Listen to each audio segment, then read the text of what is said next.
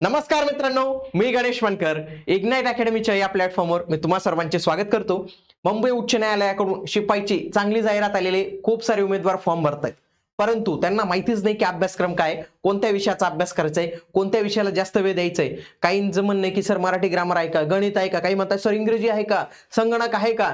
तर असे अनेक विषय त्यांच्या मनात आहेत. हे विषयाचं कारण एकच आहे, सिलेबसमध्ये एवढं सांगितले की 30 गुणांची लेखी परीक्षा होणार आहे, नानाविध प्रश्न येतील, पण कोणते प्रश्न येतील हेच दिलेलं नाही. मग हे आपल्याला कसं कळणार आहे मित्रांनो? याच्यासाठी मी काय केलेले, 2018 पासून तर 2025 पर्यंत जवळपास 4 शिपाईच्या मुंबई उच्च न्यायालयाच्या प्रश्नपत्रिका आहेत. हे सर्व प्रश्नपत्रिकांचे डिटेलमध्ये अनालिसिस केले आणि इतकं चांगलं अनालिसिस केलं नाही की तुम्हाला असा व्हिडिओ युट्यूबवर सापडणार नाही. आणि या व्हिडिओच्या माध्यमातून तुमच्या अभ्यासाला एक वेगळी दिशा जी आहे तर ती मी आज देणार आहे. म्हणून तुम्ही हा व्हिडिओ शेवटपर्यंत पूर्ण बघा. आणि नाताळ निमित्त आता ही ऑफर आपली 31 डिसेंबर पर्यंत एक्सटेंड केलेली मित्रांनो. 31 डिसेंबर तुम्हाला 25% ऑफ मिळणार आहे. म्हणजे इथं जे तुम्हाला या प्राइसेस दिसतात ना 199, 999 या ऑलरेडी कमी आहेत, परत याच्यावर 25% ऑफ तुम्हाला खूप चांगलं मिळणार आहे. हे तर बॅच 100 काहीतरी 153, 54 म्हणजे 150 रुपयाची तुम्हाला ही बॅच जाते. एवढं शिपाईचं चांगलं कंटेंट युट्यूबला देणं, ऍपला देणं शक्य नाही मित्रांनो. 999 मध्ये ही बॅच. इग्नाइट अकॅडमीचं ऍप्लिकेशन आजच डाउनलोड करा. 31 च्या आधी या बॅचेस तुम्ही जे आहे नक्की जॉईन करून टाका मित्रांनो. तुम्हाला जबरदस्त फायदा होईल. आणि 1 रुपयाची ही बॅच सर्वांनी जॉईन करायची. खूप सारे विद्यार्थी विचारतायत सर आम्ही शिपाईची बॅच घेतली, आम्ही लिपिकची बॅच घेतली, जॉईन करायची का? तुम्ही नक्की जॉईन करा. त्यांना देखील ही बॅच जी आहे तर ती जॉईन करावी लागणार आहे. कारण की याच्यामधलं जे कंटेंट आहे मित्रांनो ते अभूतपूर्व कंटेंट आहे. याच्यासारखं कंटेंट तुम्हाला कुठंच मिळणार आहे. 1 रुपयाची बॅच सर्वांनी इग्नाइट अकॅडमीचे ऍप्लिकेशन डाउनलोड करून जॉईन करून टाकायची मित्रांनो. आता याच्यासाठी आपण जे आहेत आज किती प्रश्नपत्रिकांचं विश्लेषण आहे बघा. 18चं, 24चं, 24ची शिफ्ट 2 आणि 25चं असे हे 4 प्रश्नपत्रिका आपल्याकडे आहेत. आणि या 4 प्रश्नपत्रिकांचं अनालिसिस करून मी हा संपूर्ण व्हिडिओ तुमच्यासाठी घेऊन आलेलो आहे. सोबत मी तुम्हाला एक फ्री पीडीएफ देणार आहे मित्रांनो. आणि ती पीडीएफ मी कुठे अवेलेबल करून देईल तुम्हाला, त्याची जर प्रिंट काढायची असेल ना तुम्हाला, याच 1 रुपयाच्या बॅच मध्ये मी तुम्हाला काय प्रॉमिस केलं होतं की अभ्यासक्रमाचे सखोल विश्लेषण प्लस पीडीएफ मिळणार. म्हणून ज्यांना पीडीएफ पाहिजे असेल आजच्या सेशनची ते पाहू शकतात. बघा प्रॉपर अशी पीडीएफ तयार केलेली, जवळपास 4 ते 5 पेजेसची पीडीएफ आहे. प्रत्येकाने प्रिंट काढून ठेवायची, अभ्यास करायचा. बघा याच्यामध्ये कोणत्या टॉपिकवर किती प्रश्न आलेले आहेत, त्याच्यानंतर जे जे काही प्रश्न आलेले आहेत ते कोणत्या विषयाशी संदर्भात आहे, म्हणजे तुम्हाला असं प्रॉपर नॉलेज येईल मित्रांनो. हे जे 5 पेजेसची पीडीएफ आहे ना, ही एकदम जबरदस्त पीडीएफ आहे तुमच्या अभ्यासासाठी. सगळं विश्लेषण दिलेलं आहे. ही पीडीएफ तुम्हाला आपल्या 1 रुपयाच्या कोर्समध्ये जे आहे सगळ्यांना बघायला मिळणार आहे, अवेलेबल करून देतो. याची प्रिंट काढून ठेवा आणि अभ्यास करा.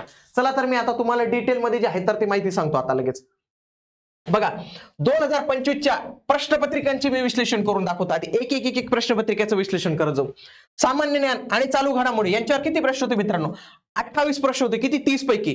मराठी व्याकरणावर 2 प्रश्न होते. गणितावर प्रश्न होता का? नाही. 25 ला गणितावर प्रश्न नाही, 30च प्रश्न होते. इंग्रजीवर प्रश्न येतात का? अजिबात येत नाही मित्रांनो. संगणकावर प्रश्न येत नाही, अजिबात येत नाही. 2 असे विषय जे लिपिकला येतात, जसं संगणक असेल त्याच्यानंतर इंग्रजी असेल, हा विषय शिपायला येत नाही, हे लक्षात घ्या तुम्ही. आतापर्यंत एकही प्रश्न इंग्रजीवर जो आहे तर तो विचारण्यात आलेला नव्हता. आता 2025 मध्ये जीकेचे जे काही प्रश्न होते ना मित्रांनो, त्यांचं संपूर्ण अनालिसिस मी तुम्हाला इथे जे आहे तर ते करून देतो. बघा इतिहासावर 5 प्रश्न, भूगोलावर 7 प्रश्न, राज्यशास्त्रावर 7 प्रश्न, विज्ञानावर 6 प्रश्न, चालू घडामोडी 3 प्रश्न, मराठीचे 2 प्रश्न, असे 30 प्रश्नांचं अनालिसिस जे आहे तर ते संपूर्ण इथं मी तुमच्यासाठी उपलब्ध करून दिलेले आहे. सगळ्यात महत्त्वाचे जे विषय आहेत ना, म्हणजे काय कळालं, इतिहास, भूगोल, राज्यशास्त्र, विज्ञान. आणि शिपाई भरतीला मी तुम्हाला सांगतो विज्ञान हा जबरदस्त विषय असणार आहे. विज्ञानाला ज्याला जास्त मार्क मिळतील तोच तिथं स्पर्धेत जो आहे तर तो टिकणार आहे, त्याचं सिलेक्शन होणार आहे. हे आलं लक्षात. आता हे नेमकं 2025 चे प्रश्न कसे होते बघा, तुम्हाला एकदम बघायला मिळेल. सिंपल प्रश्न होते बघा. आचार्य विनोबा भावे यांचा आश्रम कुठे होता? इतिहासाच्या संदर्भातला प्रश्न आहे बघा. शिवरायांची राजधानी कोणती होती? हा पण मी इतिहास या विषयात कॅटेगरीमध्ये टाकलाय. इंडियन इंडिपेंडन्स लीगची स्थापना कुठे झाली? इतिहास. परंतु हा कोणताचा इतिहास आहे मित्रांनो? हा भारताचा इतिहास आपल्याला पाहायला मिळतो. वंदे मातरम गीत हे कोणी लिहिले? इतिहासामध्ये जेव्हा तुम्ही करतात तर त्यावेळी तुम्हाला हे भारताचा इतिहास येतो. सती प्रथा बंद करण्यामागे कोणताच? बघा भारताचा इतिहास.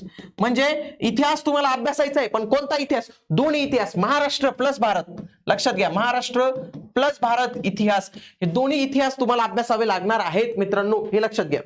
पुढे चालू घडामोडीवरचे हे प्रश्न आहेत काही, ते तर आपण कव्हर करूनच टाकू तुमचे. पृथ्वीच्या पृष्ठलगत वातावरण कोणता थर आहे? भूगोलाचा प्रश्न आहे. इराकुंड धरण कोणत्या नदीवर आहे? हा भारताच्या भूगोलावरचा प्रश्न आहे. युरोप आणि आफ्रिका खंडाच्या दरम्यान कोणता समुद्र आहे? हा जगाचा भूगोलावर आहे. भारताच्या किनारपट्टीला किती राज्य लागून आहे? भारताच्या भूगोलावर प्रश्न आहे. महाराष्ट्राच्या सीमेलगत एकूण किती राज्य आहेत, हा महाराष्ट्राच्या भूगोलाचा प्रश्न आहे. म्हणजे भूगोल पण विचारलेला आहे, पण तो कोणता, जगाचा, भारताचा आणि महाराष्ट्राचे, हे तिन्ही भूगोल तुम्हाला अभ्यासावे लागणार आहेत, हे लक्षात घ्या. आणि याच्यासाठी सगळ्यात बेस्ट सोर्स, ज्यांना पुस्तक वाचायचं असेल त्यांना मी सांगेल स्टेट बोर्ड. आणि मी एक सेपरेट व्हिडिओ याच्यावर घेऊन येतो. तुम्ही जर कमेंटमध्ये मला स्टेट बोर्ड अशी कमेंट केली तर उच्च न्यायालय भरती शिपाईसाठी कोणती स्टेट बोर्ड पुस्तकं वाचली पाहिजे याच्यावर मी एक सेपरेट व्हिडिओ तुमच्यासाठी घेऊन येतो. फक्त कमेंटमध्ये मला स्टेट बोर्ड हे जे आहे जास्तीत जास्त उमेदवारांनी टाईप करून सांगा, मी तुम्हाला डिटेलमध्ये सगळ्या काही गोष्टी सांगतो. पांढऱ्या सोन्याचा जिल्हा म्हणून कोणता जिल्हा ओळखला जातो, बघा भूगोलावर प्रश्न आहे. मॅकमोहन रेषा कोणत्या 2 देशांमध्ये, बघा भूगोलावर हा प्रश्न आहे. त्याच्यानंतर मराठी व्याकरणावर प्रश्न, नटसम्राट हे नाटक कोणी लिहिलंय आणि भावार्थ दीपिका हा ग्रंथ कोणी लिहिलाय, लेखक आणि ग्रंथ यांच्यावरचा हा प्रश्न तुम्हाला इथं पाहायला जो आहे तर तो मिळतो. त्याच्यानंतर भारताच्या पहिल्या महिला राज्यपाल कोण होत्या, भारताची राज्यघटना कधी स्वीकारण्यात आली, महाराष्ट्राचे पहिले मुख्यमंत्री कोण होते. आणि तुम्ही जर पाहिलं विज्ञानावर जबरदस्त प्रश्न 1 2 3 4 5 6. विज्ञानामध्ये पण बघा आरोग्यशास्त्र, खगोलशास्त्र, जीवशास्त्र हे सगळे प्रश्न इथं विचारण्यात आलेले आहेत, हे लक्षात घ्या. फिजिक्स, केमिस्ट्री सगळे प्रश्न विचारण्यात आले. आता 2024 ची प्रश्नपत्रिका पाहूया. 2024 ची शिफ्ट 1 ची प्रश्नपत्रिका, सामान्य ज्ञान चालू घडामोडी 26 प्रश्न, मराठी व्याकरणावर 3 प्रश्न आणि गणिताचा 1 प्रश्न पाहायला मिळतो. असे 30 प्रश्नांचं आपल्याला वर्गीकरण पाहायला मिळतं. त्याच्यामध्ये पण जर तुम्ही पाहिलं ना, science number 1, science is the boss, इथं बघा 8 प्रश्न, भूगोलावर 8 प्रश्न, इतिहासावर 2 प्रश्न, राज्यशास्त्रावर 1 प्रश्न, चालू घडामोडी 5, अर्थशास्त्राचा 1 प्रश्न आलेला आहे पण तो एकदम लोकल प्रश्न आहे, तो कधी सॉल्व्ह होतो. स्टॅटिक जीके वरचा 26 प्रश्न. पण बाजी कोणी मारली मित्रांनो, जो सायन्स भूगोल मध्ये बाजी मारेल तोच नया पार होईल त्याची. बघा अशा पद्धतीचे हे प्रश्न इथं आलेले आहेत. आता गणितावरचा सिंपल प्रश्न आहे, खालीलपैकी कोणती संख्या 6 ने विभाज्य, म्हणजे काय, खालीलपैकी ज्या संख्या असेल त्याला 6 ने भाग द्यायचा, ज्याला 6 ने भाग जातो त्याचं उत्तर होतं. एकदम सिंपल 7वी लेवल पर्यंतचं गणित त्यांनी इथं विचारलेले मित्रांनो, जे कोणालाही सॉल्व्ह करता येईल, म्हणून त्याच्याविषयी काहीच इश्यू नव्हता. मराठी व्याकरणामध्ये बघा, दुधात मीठ कालवणे या वाक्यप्रचाराचा अर्थ ओळखा, पत्रकार या शब्दाचं स्त्रीलिंगी रूप ओळखा. सोपे प्रश्न विचारलेत मित्र, अजिबात अवघड काही प्रश्न नाही. बघा सौंदर्य या शब्दाचा प्रकार ओळखा, सोपा प्रश्न होता, काही अवघड नव्हता. पण बॉस कोण आहे इथं, सामान्य विज्ञान. बघा झाडाचे वय कशावरून ठरते, एड्स रोग कशामुळे होतो, हाडांच्या निकोप वाढीसाठी विटॅमिनची गरज असते. बघा हे सामान्य ज्ञान, सामान्य ज्ञान, सामान्य ज्ञान. बघा सगळे प्रश्न, आरोग्यशास्त्र हे सगळ्यात महत्वाचं याच्यातलं, केमिस्ट्रीवर, फिजिक्सवर, बायोलॉजीवर, आरोग्यशास्त्रावर सगळ्यांवर प्रश्न इथं विचारले जात आहेत, हे लक्षात घ्या तुम्ही. आणि या प्रश्नांची पातळी डायरेक्ट 10वी लेवलची पर्यंत आपण आपल्याला बघायला मिळते बरं का मित्रांनो. 2024 मध्ये जो शिफ्ट 2 चा पेपर झाला होता त्याच्यामध्ये बघा 25 प्रश्न जीएस चे, 3 प्रश्न मराठीचे आणि 2 प्रश्न इथं गणिताचे, म्हणजे 30 प्रश्न तुम्हाला इथं पाहायला मिळतात. याच्यामध्ये पण बघा विज्ञानावर किती प्रश्न आले, डायरेक्ट 12 प्रश्न आले. किती, 12 प्रश्न आले. भूगोलावर 4, इतिहासावर 1, राज्यशास्त्रावर प्रश्न आला आणि चालू घडामोडी आणि स्टॅटिक जीके असे हे 25 प्रश्नांचं वर्गीकरण तुम्हाला इथं पाहायला मिळतं. गणितावरचे प्रश्न बघा 6 8 7 0 4 या अंकांपासून तयार होणारी सर्वात लहान संख्या कोणती आहे, सोपा प्रश्न होता, काय एवढा अवघड नाही आहे. त्याच्यानंतर हे खेळ वगैरे काय असेल, हे गणिताचे हे 2 प्रश्न आलेले आहेत आपले. मराठी व्याकरणाचे बघा, कवी त्र्यंबक बापूजी ठोंबरे यांचे टोपण नाव काय होते, ज्या नामावरून पुरुष जातीचा बोध होतो ते, आणि खालीलपैकी वर्तमान काळातील वाक्य ओळखा. आता 20 पासून जो सुरू होतो ना मित्रांनो हा कार्यक्रम विज्ञानाचा, बघा विज्ञान विज्ञान विज्ञान विज्ञान विज्ञान विज्ञान, कळाला का तुम्हाला. शिपाईमध्ये सगळ्यात महत्वाचा विषय कोणता ठरणार आहे, विज्ञान हा विषय ठरणार आहे. एवढी सगळी प्रश्न इथे विचारण्यात आलेली आहेत. ओके, पुढचं 2018 ची प्रश्नपत्रिका. पुन्हा एकदा सामान्य ज्ञान चालू घडामोडी 25 गुण, मराठी व्याकरणावर 4 प्रश्न, गणितावर 1च प्रश्न जो आहे तर तो इथं विचारण्यात आलेला आहे. याच्यामध्ये पण बघा नेमका 2018 ला मात्र 1च प्रश्न आलेला होता, पण त्याच्यानंतर जो तुम्ही पाहिलं विज्ञानावर प्रश्न वाढत आहे. भूगोलावर 7 प्रश्न, इतिहासावर 7, राज्यशास्त्र 5, चालू घडामोडी 1 आणि स्टॅटिक जीके 4 असे हे 25 प्रश्न आपल्याला इथे जे आहेत तर ते पाहायला मिळतात. आता याच्यामध्ये एवढे सगळे विषय तुम्हाला पाहायला मिळतात. Static GK, static GK, static GK, static GK. Static GK म्हणजे काय, एक नॉर्मल जे आहेत तर ते प्रश्न इथे विचारण्यात आलेले. बघा हे सगळे प्रश्न इथे विचारण्यात आलेले. आता हा संपूर्ण टेबल आहे मित्रांनो. मी इथं या ज्या सगळ्या काही गोष्टी आहेत मी पीपीटी वेगळे बनवलेले आहे, पण पेजेस तुमचे कमी भरावे याच्यामुळे प्रॉपर तुम्हाला डॉक्युमेंट फाईल मी इथं बनवून दिलेली. बघा आता जर तुम्ही पूर्ण आतापर्यंतच्या वर्षांचं अनालिसिस केलं तुम्हाला काय दिसेल बघा. सायन्सचे 2018 ला 1च प्रश्न, नंतर 8 प्रश्न, 12 प्रश्न, 6 प्रश्न, ऍव्हरेज जर काढलं 6 ते 8 प्रश्न तुमचे इथं विचारले जात आहेत. पुढे जिओग्राफी हा विषय बघा 7 प्रश्न, 8 प्रश्न, 4 प्रश्न, 7 प्रश्न, म्हणजे 5च्या पुढेच प्रश्न आलेत मित्रांनो. जबरदस्त प्रश्न इथं. त्याच्यानंतर इतिहास 7 प्रश्न, 2 प्रश्न, 1 प्रश्न, 5 प्रश्न आहेत का? प्रश्नांची संख्या जास्त. राज्यशास्त्र 5, 1 पण नाही आणि 7 प्रश्न. पुढे चालू घडामोडी 1 प्रश्न, 5 प्रश्न, 4 प्रश्न, 3 प्रश्न. स्टॅटिक जीकेचे आहे. इकॉनॉमीवरचा आजपर्यंत त्याने विचारला गेला, पण तो पण चालू घडामोडीमधून किंवा स्टॅटिक जीके मधून तुमचा कव्हर होत होता. म्हणजे तुम्हाला कोणते कोणते विषय अभ्यासायचे.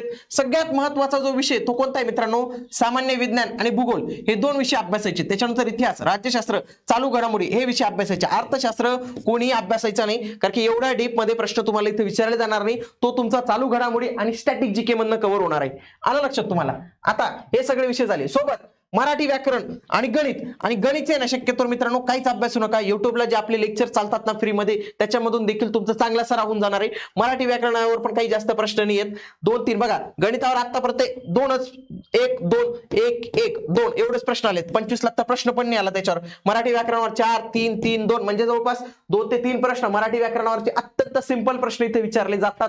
हे लक्षात घ्या. म्हणजे जर एखादा विद्यार्थी म्हणेल मी जीके वरच करतो, तर तू जीके वर पण बाजी मारू शकतो बरं का. कारण की बघा 25 26 25 28 एवढी प्रश्नांची संख्या फक्त जीकेचे आपल्याला इथे जे आहेत ते पाहायला मिळते. आणि हे प्रश्न पण सोपे आहेत मित्रांनो. हे सगळ्या काही गोष्टी मी इथं दिलेल्या आहेत. ही पीडीएफ जे आहेत तर ते जे कोणी विद्यार्थी असतील तर त्यांनी नक्की डाउनलोड करून व्यवस्थित पद्धतीने त्याचा अभ्यास करावा. आणि मित्रांनो अशाच पद्धतीने अनालिसिस करून आपण आपल्या बॅच मध्ये देखील तुमच्यासाठी लेक्चर अवेलेबल करून दिलेत मित्रांनो. नुसतं टॉपिक घ्यायचा आणि शिकवायचा असं केलेलं नाही.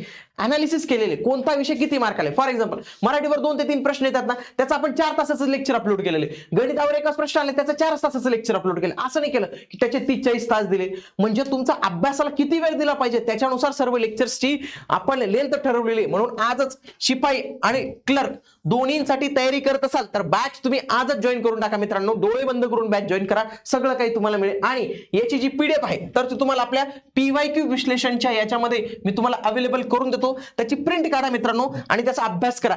अशाच पद्धतीचा अनालिसिस मी लिपिकसाठी पण तुमच्यासाठी घेऊन येणार आहे. म्हणून तुम्ही हे चॅनल आजच जॉईन करून ठेवा मित्रांनो.